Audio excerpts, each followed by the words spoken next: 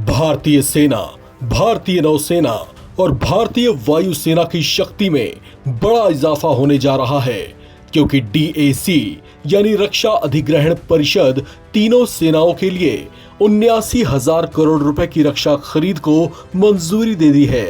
ये बड़ा फैसला रक्षा मंत्री राजनाथ सिंह की अध्यक्षता में हुई एक महत्वपूर्ण बैठक में लिया गया। नई दिल्ली के साउथ ब्लॉक में आयोजित इस बैठक में लिए गए फैसलों से भारतीय सशस्त्र सेनाओं की कई जरूरतें पूरी होंगी और उनकी ताकत में भी काफी बढ़ोतरी होने की उम्मीद है।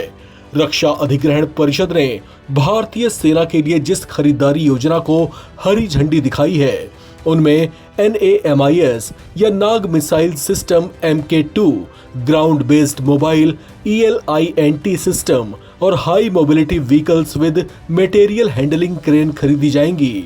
NAMIS से सेना दुश्मन के लड़ाकू वाहनों, बंकरों और अन्य मोर्चे बंदी को पूरी तरह से बेअसर करने में और अधिक सक्षम हो जाएगी, जबकि GBMES दुश्मन के इलेक्ट्रॉनिक सिग्नल पर 24 घंटे नजर रखने के काम आएगी। इसी तरह से हाई मोबिलिटी व्हीकल से सेना अलग अलग क्षेत्रों में अपनी लॉजिस्टिक सपोर्ट को और बेहतर कर सकेगी। रक्षा मंत्री की अगुवाई में सशस्त्र सेनाओं के लिए जरूरी हथियारों और उपकरणों की खरीदारी के लिए जो मंजूरी मिली है, उसमें भारतीय नौसेना के लिए landing platform docks LPD, 30 mm naval surface gun, advanced light weight torpedo और 76 mm super rapid gun mount में इस्तेमाल होने वाले स्मार्ट एम्यूनिशन शामिल हैं। लैंडिंग प्लेटफॉर्म डॉक्स नौसेना को भारतीय सेना और वायुसेना के साथ मिलकर समुद्री और सतह वाले एम्फीबियस ऑपरेशन में सहायता करेंगे। ये प्लेटफॉर्म नौसेना को शांति अभियानों, मानवीय सहायता के साथ साथ आपदा राहत मिशनों को अंजाम देने में भी मदद करेगा। एडवांस्ड लाइट वेट टॉर्पीडो को DRDO की नौसेना विज्ञान और तकनीकी प्रयोगशाला ने विकसित किया है। ये पारंपरिक परमाणु और छोटे पनडुब्बियों को भी निशाना बनाने में सक्षम है।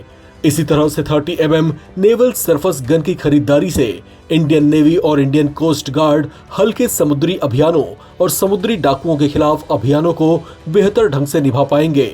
जहां तक भारतीय वायुसेना की बात है, तो इसके लिए collaborative long range target saturation और डिस्ट्रक्शन सिस्टम के साथ कुछ अन्य प्रस्तावों को हरी झंडी मिली है।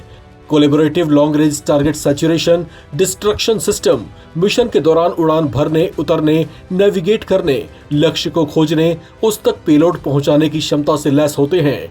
इस सिस्टम से वायुसेना की मारक क्षमता बढ़नी तय है। कुल मिलाकर तीनों सेनाएं अब पहले से ज्यादा और मजबूत हो जाएंगी। इस खबर में फिलहाल इतना ही। बाकी अपडेट्स के लिए आप बने रहें नवभारत टाइम्स के साथ।